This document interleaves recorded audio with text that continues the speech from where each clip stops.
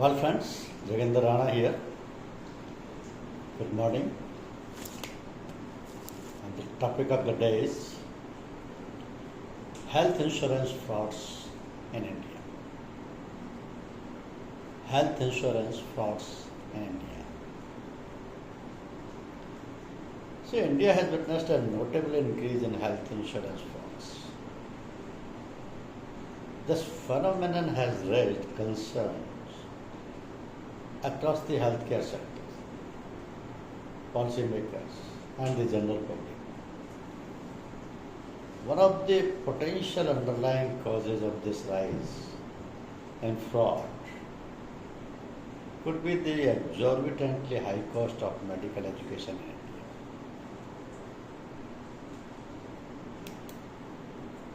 in India. See, today, 34 insurers and third-party administrators are currently living on National Health Claim Exchange, and approximately 300 hospitals are ramping up to start sending their claims on National Health Claim Exchange as on July 21. Means not even 1 month before. July 21, less than 1 month later. So the health ministry noted, according to the information submitted in the Lok Sabha, 34 insurers and third-party administrators are currently living on National Health Claim Exchange, and approximately 300 hospitals are ramping up to start sending their claims on National Health Claim Exchange. Now, supported by the Insurance Regulatory and Development Authority of India and General Insurance Council, this NHCX of National Health Claim Exchange was brought in by the Union Government to enable standardized and faster health insurance claim processing. So, responding to your questions, this is asked, why this is not performing well? Because the National Health Claim Exchange aims to streamline and standardize health insurance claim processing, enhancing efficiency in the insurance industry and improving the patient experience. So it serves as a gateway for exchanging health claim information among insurers, third-party audit, healthcare providers, beneficiaries, and other relevant entities, and ensure interoperability, machine readability, auditability, and verifiability, making the information exchange accurate and trustworthy. Now the system will enhance efficiency and transparency in the insurance industry, benefiting to policyholders and patients. Now the question is, the scheme provides, which is scheme? Pradhan Mantri Jan Arogya Yojana. Because the members of eligible families, irrespective of age, are covered under Ayushman Bharat Pradhan Mantri Jan Arogya Yojana.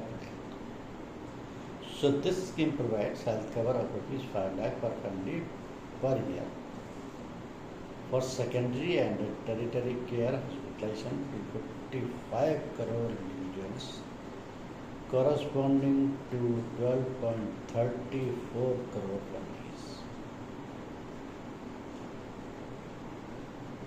Additionally, no expert committee has been set up for extending the health benefits to cover senior citizens aged 70 and above.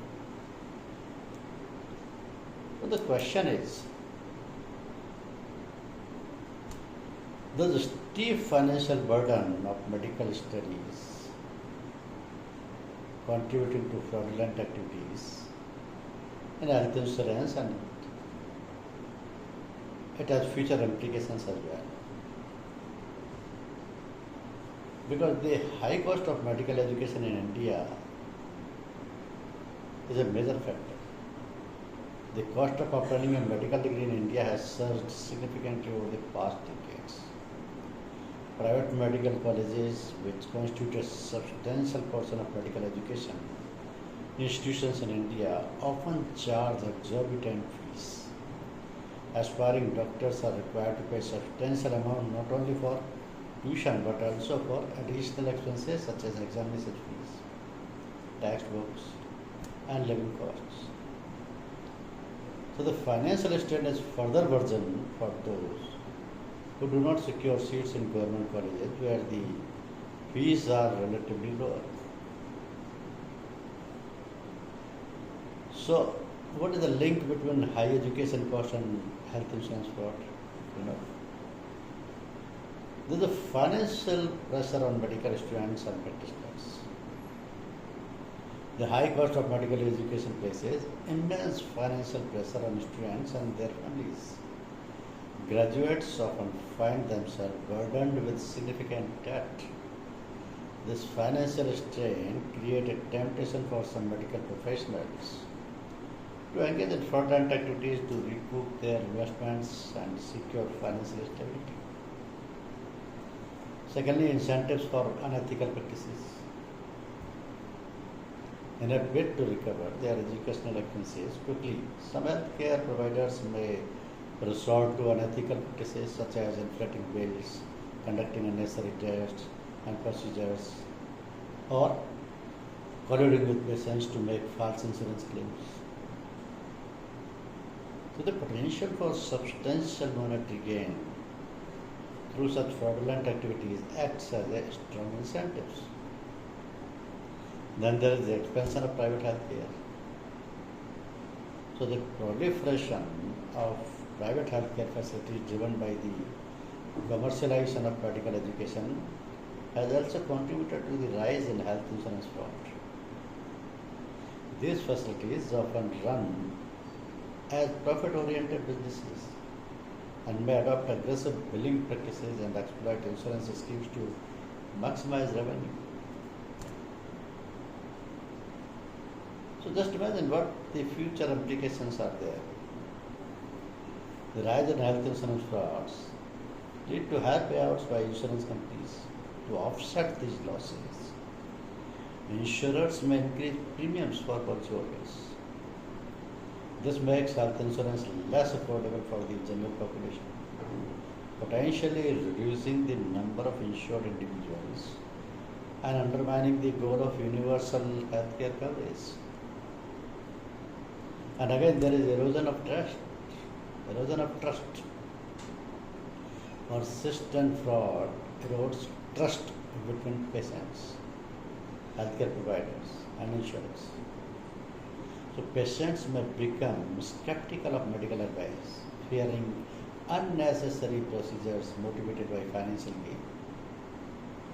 Insurers, on the other hand, may impose stricter scrutiny and controls, complicating the claim process and causing delays for genuine claimants. And again, there is the regulatory and legal challenges. The government and the regulatory bodies will face increased pressure to implement stringent measures to curb health insurance fraud. This would lead to more comprehensive audits, stricter penalties, and enhanced oversight of healthcare practices. So while necessary, these measures can also strain resources and create administrative challenges. Again, there is impact on healthcare quality. The focus on financial recovery and profit maximization can divert attention from the core objective of providing quality health care. Over time, this could lead to a decline in the standard of medical care with long-term repercussions for public health outcomes in India. So the rising fraud in health insurance in India can be traced in part to the exorbitantly high cost of medical education. This financial burden incentivizes unethical practices among some healthcare providers, contributing to a surge in fraudulent activities. The future implications of this trend are far reaching, affecting insurance premiums, trust in the healthcare system, regulatory framework, and the overall quality of medical care. So, addressing this issue requires a multifaceted approach, including making medical education more affordable, enhancing regulatory oversight, and promoting ethical practices within the healthcare industry. So, by tackling the root causes of fraud, India can work towards a more transparent, trustworthy, and effective healthcare system. So, this is the right time to control the health insurance frauds because these are resulting in exorbitantly high cost of medical education, and there are future applications which are not good for the insurance industry. Thank you very much.